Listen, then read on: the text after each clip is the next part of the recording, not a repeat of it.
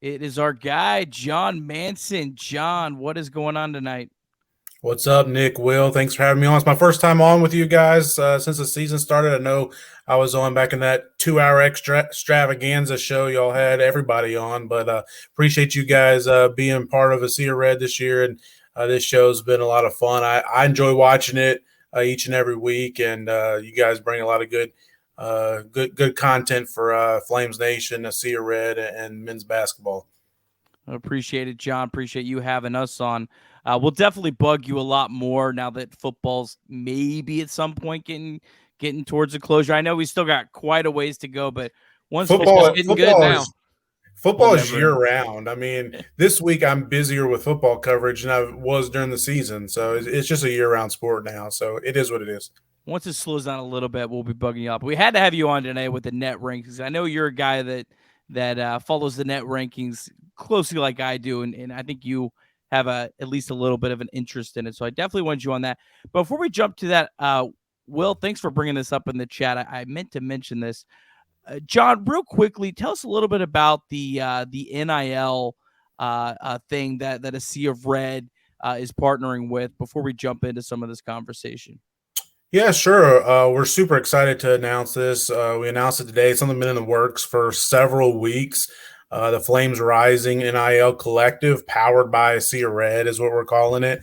It's just a place for Liberty fans, donors, boosters to kind of come together and pool resources to have a collective. You see the term collective thrown around in the NIL world a lot across the country, and it's just a place where these funds can be pooled and these resources can all come together and we can use that to give it back to these student athletes. And we can't do pay for play or anything like that. So we've had several meetings with compliance at Liberty, several meetings with Ian McCall, the athletic director, and Mike Hagan at Flames Club, and we even had a donor dinner kickoff about a week or two ago where we had about 25 to 30 donors that were there that we kind of met and kind of get this thing kicked off the ground. And we thought with the coaching change, it was perfect time to go ahead and announce it. We were probably going to wait and do it first part of the year. But, we had a great response so far today and over the past week, really, before it kind of became public. And, so Chad and I actually are going to do a video, not live or anything, because we're not doing a football live show this week, but we'll do a video, probably publish that tomorrow, just answering some of the questions we've gotten. But, it's a way you can go to ASEARed.com/NIL. You can join or become a partner for as low as $20. And then of course we'll take as much money as you want to give, but 91%. I saw one of these questions, and I'll throw this out there, and it's a lot of information out on the website, but 91% of all funds that are given in this collective go straight to student athletes. 9% kind of covers our overhead and costs and fees and things like that, because we have to pay for the transfer fees for people using the services with credit cards and using your account online and PayPal and things like that. But anyways, 91% is going straight to the student athletes. So it should be a really good avenue and another tool for Liberty to kind of continue its ascent as a top non-Power 5 program in football terms, or a top mid-major program in the country. Awesome. Well, really excited about that. Oh, well, go ahead. I was just going to say, John, I mean, you and Chad have, and some others have put a lot of work into that. And just as alumni, I mean, like that, we appreciate what you guys are doing, because, it's like a team effort with you guys and the university, because we all believe in the mission of the university and athletics being the vehicle to accomplish that. And so we just really appreciate all you guys, what you guys are doing, for the athletes and to see Liberty to continue to rise. Thanks, Will. I appreciate that. And I got to give a big shout out to Chad. I mean, he's really been the linchpin for this collective and for NIL and conversations. I mean, he's had created so many contacts that we've been able to get the past several weeks. And he's been on the phone almost nonstop every day, talking to different boosters and things. And so Chad's done a great job. And looking forward to seeing this grow. And like you said, it's all about Liberty. Everything we do at ASEA Red, our old tagline used to be all Liberty all day. That's why we do what we do. That's why we're on the show tonight. And that's why we do the NIL Collective as well. All right. Very good. All right. Well, to the basketball conversation, net rankings announced. If you are watching them, got them up on the screen. I won't read through them all. But first thing that stands out is FGCU at 72. So they are a quad one team if you're playing on the road. Liberty, unfortunately, doesn't play them on the road, so they kind of wish they could get a potential quad one game. The other thing that stands out is no one's in the 300s, and Bellarmine is 288. John, what was your kind of initial thoughts with these net rankings? Were you kind of like me, where you were like, wow, this is much stronger overall than we've seen in years past in the ASUN? Oh yeah, that was obvious. That was the first thing that kind of jumped off the page is, we've been, kind of tracking the net rankings. I do an article, typically weekly during basketball season and always when the first rankings did and come out for the net each season. And I did one earlier today. And first thing I do is go see where Liberty is, obviously, and about 127. I think you talked about that probably being about where we would be, and that's kind of where I expected. But then I went to search for all the ASUN teams, and I wasn't used to having to look up the rankings. I normally just start heading down, but you can always you can obviously see that the ASUN's a lot better. FGCU, what they've done this year is pretty remarkable. I knew they would be a lot better, but I didn't think they would be this good, and certainly not this early. They got a lot of new pieces on that team, and Pat Chambers has done a good job there. And Jacksonville is a real kind of enigma to me. Like, I don't know if we know how good they are. They got a really good win over Campbell, but I think they've only played, correct me if I'm wrong, Nick, but 2, maybe 3 Division I teams. So we're still kind of waiting to see exactly how good they are. But yeah, I think Liberty's kind of right where we kind of expected them to be. And, but yeah, obviously the number one thing that kind of, jumped off the page, if you will, was how much better and deeper this ASUN is. And not just that Liberty's 4th, but if you look at that, you got 7 teams in the top 175. I mean, I'm not sure the ASUN's ever had 7 teams in the top 175. You might be lucky to have 2 or 3 in most years. Yeah, Jacksonville played Duke on November 7th and then didn't play another D1 game till November 23rd. And then their last game was against a non-D1 team. So, yeah, only 3 D1 games. So, yeah, really no idea what to expect out of them. They really don't have a whole lot of good data on them yet. Yeah, man, FGCU 7-2 on the season. Their only losses, 2 road losses at Tennessee and San Diego. I'm fascinated to see what they do in conference play. No disrespect to Jacksonville, Lipscomb, and Lipscomb's had a really surprising year. They've proved me wrong pretty well so far this year, but I think it's probably going to end up being a 2-horse race with FGCU and Liberty unless someone else really just kind of fights to the top. I think it could be like the same situation like Liberty Jacksonville State and then Liberty Lipscomb that first year where it's really probably these 2 teams are the class of the ASUN. Will, is that kind of maybe how you see it?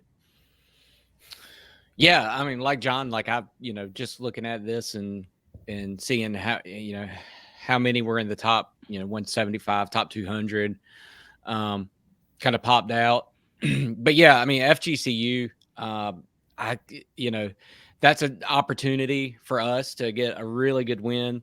And where did we finish last year? It was like 85, 86, something like that. I could be wrong about that. I can't remember exactly, but I looked it up earlier and I don't remember now, but yeah, I think potentially, with the conference being a little bit tougher this year, I think potentially we have a better team than last year. So I'll be interested to see kind of how it shakes out with FGCU and Liberty at the end. Kind of the biggest surprise I had in these rankings was Bellarmine. I was kind of surprised they came in last. They've played a really tough schedule. I mean, they've played, Kentucky, UCLA, Duke, I believe, several other teams. Louisville, who's obviously, I think they're like third from last in the net so far, but they started the season opening night with a win over Louisville, and we kind of all turned our heads to that. But come to find out, Louisville's not very good. They can't score on basically anybody. But I was surprised they were that low. I know they've gotten beat bad by several teams, but they were all probably quad one games. But I was kind of surprised Bellarmine was so low.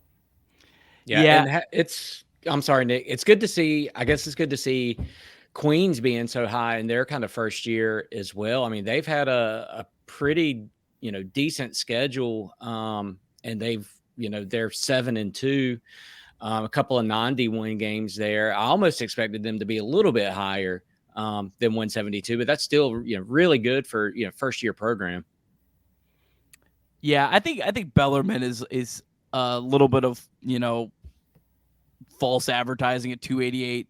I don't think I wasn't a big believer in Bellarmine this year, but I don't think they're the worst team in the conference. I think it's one of those. They don't have a Division I win other than Louisville, and I think that's really just tanked their rankings. But if you look at their schedule, they played almost all outside of one game. They're all like top 100 teams. So let's see how they look kind of the first couple conference games. One of them is going to be hosting Liberty. Hopefully, the Flames don't kind of, come in there thinking that is the worst team in the conference, because they're definitely capable of pulling off a win. Last year we actually finished 118th in the net. Really, rankings really tanked at the end of the season. It was pretty rough the last about month. I think we were up in the 80s, but it really tanked. But listen to this: the next best team last year was 148, Jacksonville State, and then there was 3 teams in the 300s at the end of the year. Now this is still very early in the year, and these rankings are really going to fluctuate up and down. So I don't want to, take a big victory lap. Hey, there's no 300 teams. Well, they might start settling in, and these teams are all going to beat up on each other too. So someone's going to have to be the worst team in the league. But I think overall, pretty positive. We did get a couple questions I want to kind of get to here. Dan asked this a little while ago. Do we have to win the ASUN to be ranked around 60 to get into the playoffs? What we do in the ASUN won't really impact the rankings as much, wins and losses wise, as much as it's a lot of efficiency and stuff like that. Like I said, I don't think that 127 ranking is necessarily that big of a deal right now. Liberty could go win at Oral Roberts next week and potentially jump like 30 or 40 spots. Like that this early in the year, I think you could have that big of a leap if you say they wouldn't win by double digits. They could really shoot up the rankings quick. Tomorrow's game has absolutely no impact on the net rankings because they're only Division I games. So again, it's still early in the year. There's going to be a lot of movement up and down. We'll be tracking it every week, and I'll try to kind of give you an idea of who went up and down, and that's kind of an interesting thing. But to his point, I mean, the ASUN, even as much improved as they are from previous years, it's still a one bid league. I mean, nobody's going to get an at-large in the ASUN, and those rankings are going to probably end up trending down as a whole, especially once we get into conference play. So to Dan's point, I mean, you basically have to win the ASUN conference tournament to get into the NCAA tournament. And you're not going to get an at-large unless, maybe if you were to win out, an FGCU or something like that might be in the conversation because they've already got a solid net ranking. But it really comes down to, and as we'll get into, I'm sure as the season goes on, it comes down to your net ranking plays big into your seeding if you were to make the NCAA tournament. I mean, and being at 127 or somewhere in there, you're likely not going to be a 16 seed. You'll probably be at least a 15, possibly a 13 or 14, depending on how the rest of the other tournaments look. But yeah, I mean, we're in a one bid league, so you got to go out and win the conference tournament. Yeah. And John, I was going to say too, we to get an auto bid, I mean, we would not only have to run the table out of conference and beat, Northwestern and go on to play Auburn and, some of those games we didn't, get a chance to, but also you got to think like kind of where we are in the net. There's probably a lot of teams right there that are very similar. And so, we would not only have to run the table, but also have to have a lot of luck from other teams losing some important games as well. And so to Nick's point, that as much as it'll jump, as I don't know what kind of analytics they use to determine the net, but you got to think where we are. There's probably a lot of teams right there that are very similar to where we are, and they just have a couple of off nights, and we have a couple of good nights, and we jump up. Yeah. Another good question. How do we stack up as a conference in the net rankings? I don't think the net rankings actually rank conferences, but I do have the KenPom rankings, which do rank the conferences. And the ASUN is actually up to 18th now. They started 22nd. So they've jumped up 4 spots. Liberty's still number 1, but again, still has that preseason data cooked in. FGCU is up 119 spots in KenPom since the start of the season, which is just pretty insane to think about. So they may not be done, leaping up, especially as some of the preseason data gets cooked out here in the next month. Hey, Nick, do you have readily available Southern Miss where they're ranked in the net? I think they're in the 70s, but that's another team that's going to end up being a lot better than we thought. I mean, they were, preseason, KenPom like 300s. I don't know how much they've jumped up during the season. They're probably jumped 150 plus spots already. It's amazing what they've been able to do. Southern Miss is 31st in the net. So if Southern Miss moves up one spot, they are a quad 1. No, they're not a quad 1 game. They're they're a quad 1 game. Yeah. Even hosting them. That's ridiculous. Who would have ever thought that? I mean, we thought that was going to likely be a quad 4 game coming into the season. It'll probably settle in, I would imagine, as a quad 2 or quad 3. But that looks a lot better. It would have been better if we got the win, obviously, but it's better to have them, as a quad 1 or quad 2 loss rather than a 3 or 4. Yeah, they're probably pretty safely at least a quad 2. I mean, they'd have to really think. They were 324th in KenPom to start the year. Just insane. Where are they at now? They're 30. Well, I don't know. KenPom, they're 180 in KenPom, so they are the very extreme. Them and Florida Gulf Coast. You kind of see how KenPom, when they have that preseason data cooked in, it's still. There's still quite a bit of that in there, and Ken Pomeroy has said that usually completely goes away in early to mid-January. But the net rankings in KenPom, most of it's not going to be like that drastic. So they're going to come together here. There'll be some differences, but nothing like 180 and 31. That's ridiculous. The other big ones, Bradley is a quad 2 game. And they are 79. So neutral is up to 100. So they're right now safely a quad 2 game. So that was a huge win for Liberty in that tournament.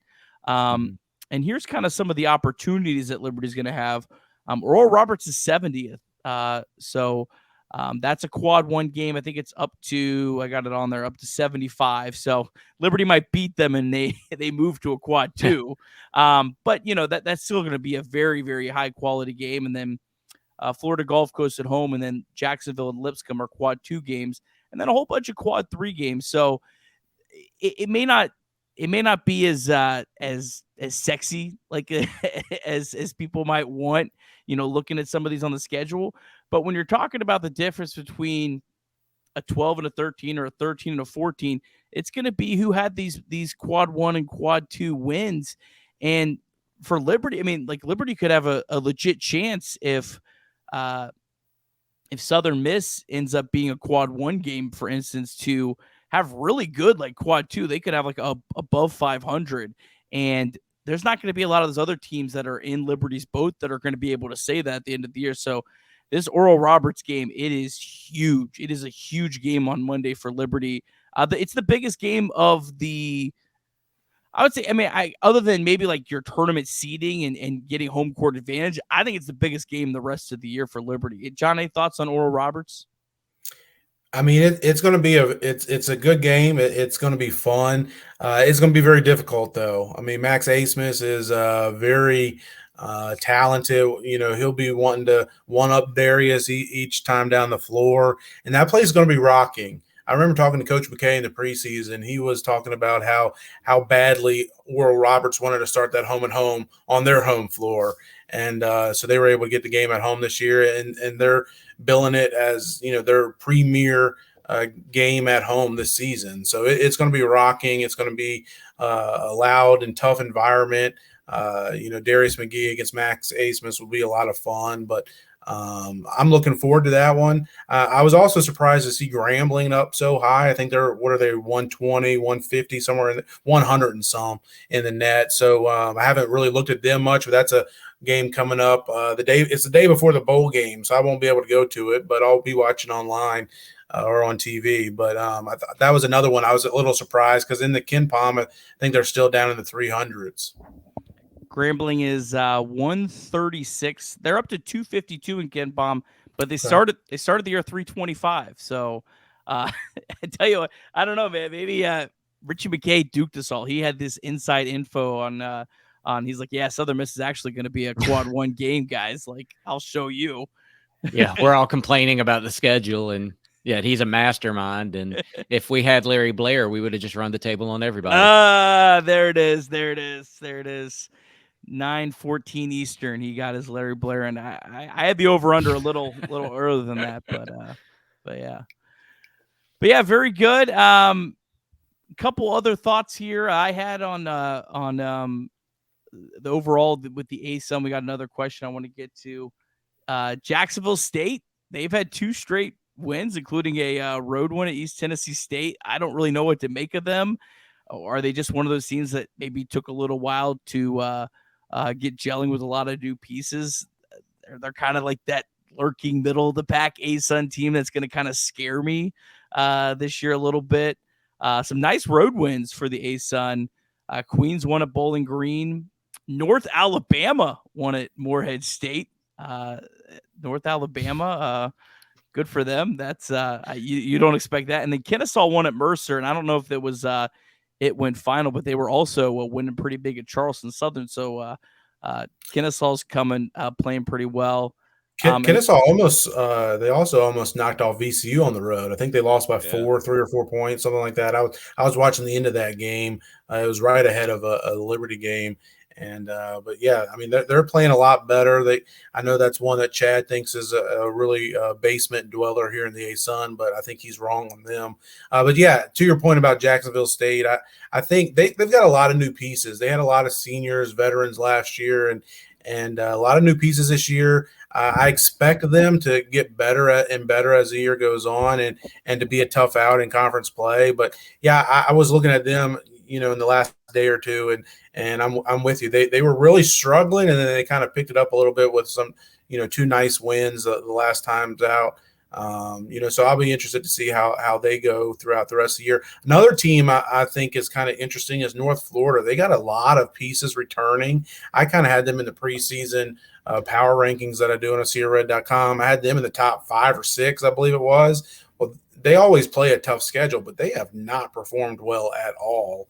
I think we saw their net was down towards the bottom third or so of the league. So they got a lot of pieces, though, and you know, they're a team that they might go into conference play like they do a lot of times with a 3-12 record or whatever, but then they'll end up being a tough out during conference. And I think that that happened to them last year, and that kind of seems to be the mantra for North Florida. The highlight of this show so far is Nick Kirby getting excited that North Alabama beat Morehead State, and just the most exciting thing. And hey, I just want to let you know, give you a heads up. Central Arkansas has about 3 games that they're going to lose, but then they play Little Rock, who is 331 KenPom. So we might not be able to contain Nick if they actually win that game. I was locked into Ooey Pooey Green Bay today, two winless teams. That was a noon game, man. I love a good daytime game. North Alabama, man, they don't win a whole lot of Division I games in the non-conference. I feel like they might have last year not won. Yeah, they did win. They beat a couple SWAC teams, but that was about it. That was a non-SWAC win for them. So that's huge. That's huge. Good for those guys. Good for them. Stetson has come back down to earth. They've lost 3 straight, and they had a 48-point loss to Florida. So that's the only Debbie Downer in the ASUN. A couple more questions, then we'll get some final thoughts with John. Sorry, I had it here. What is your feeling close to the beginning of conference play? Let's start with Will on this. What's your overall kind of feeling about the team as we're going in and how they stack up with the ASUN? I feel good as long as we limit turnovers. I think that's kind of the biggest, deal right now with the team. Is it seems like we kind of beat ourselves with the turnovers. But John, Yeah, I've really been impressed by the play of Blake Preston. Seems like he's slimmed down some this year, and he's been a force on the inside. I mean, he's not always, the greatest when it comes to, going up quickly and strongly and finishing. But, especially against mid-majors and teams in the ASUN, he's a guy that, can score 8 to 10 points on a given night, get you 4 or 5 rebounds. And he's really been pushing Shiloh for a starting spot, in my opinion. And speaking of Shiloh, I think he's a guy that Liberty's really needs him to take that next step up. Kind of, he was really slow out of the gates this year. I don't know why. But, last year he scored 20 points on a given occasion. And we really need that out of him again, to show that ability. We know what he can do on the defensive end of the floor. He's one of the team's best defenders. But if we can get him to be more consistent on the offensive end, especially shooting threes, it'll make this team that much better. Yeah, Shiloh kind of slowed down at the end of the year last year, so hopefully maybe it's a reversal this year where he can play his best basketball at the end of the year. But yeah, I think that's a great point, John. I think Shiloh is huge to the overall success of this team. I mean, I would say right now, only team that I think can beat Liberty without Liberty's doing is Florida Gulf Coast. They're the only team that I think is in Liberty's talent level and ability and coaching and all those kind of things. I think they're the only ones. There could be another team that wins the ASUN, but I think it's going to be probably more to do with Liberty not performing than anything else. Florida Gulf Coast is the only team that I think could beat Liberty on a given night if Liberty played fairly well. I think. Go ahead, Will. Yeah, well, how would you compare them to the 2019 Lipscomb team? I don't think they're that good. I mean, it's just they're so unknown. Like there's so many new pieces. I think Pat Chambers is a heck of a coach. I mean, you look at what he did at Penn State. He never got that's such a tough place to win at, and they had great KenPom rankings. They never got the marquee wins enough. They were always that last team out, and then they should have been a 6th seed in the tournament in 2020, but then it got canceled. He's a great coach. So I think that team is going to, as long as he's there, I think that team is going to run the ASUN after Liberty and all the other teams exit. I do like Kennesaw as well, though. I think Kennesaw will get a first-round bye. The top 4 get first-round byes. I think they'll be in that top 4. I think they're going to host a game. I think they did last year too, didn't they? Yeah, last year they did. Mm-hmm. They hosted a game. That was the first time in their Division I history they'd ever hosted a postseason conference tournament game. But yeah, I could see that as well too. You asked Will about the 2019 Lipscomb team. I think a lot of times Liberty fans forget just how good that team was at Lipscomb. Very good. And what Liberty did to go and beat them at their place twice that year, especially in March, the second time for the conference championship. But that Lipscomb team went on to win the NIT, or maybe they were the runner-up that championship year, game. runner up. Yeah, they made it to the championship game and lost to Texas, I believe it was, or something like that. And Garrison Matthews, I think I'm not a big NBA fan. He was with the Wizards for a few years. He might still be on an active roster. So that team, they were one of the last teams out. So you talk about getting an at-large bid. I mean, that year, Lipscomb was in the conversation and left out. Mm-hmm. But I haven't watched enough FGCU this year to see just how good they are. I've just been looking at their stats and their Ken Palm results and things like that. But I'm intrigued by them. I thought all along that going into the season they'd be one of the top teams in the league, and I'm looking forward to being able to watch them here soon. Garrison Matthews still with the Rockets, played 19 minutes 2 nights ago. Oh, I mean, Caleb Holmesley was as good as it gets. I felt, especially for a Liberty player that had some NBA potential, he could stick in the NBA. There's a lot of factors that go into that, and you could go down a whole rabbit hole of that. But yeah, hot take. I think that Liberty's win at Lipscomb was more impressive than the win against Mississippi State. I think it was a tougher win, on the road. Yeah. With all the there was no pressure against Mississippi State. Like Liberty, it was house money. But that Lipscomb game, I'm not sure if I've ever felt a sporting event with more tension than that. Yeah. that was I was sick to my stomach during, but it was a good, exciting. That's one of those. Yeah, that's one of those games that you like to go back on YouTube and watch the clips of it and relive that one.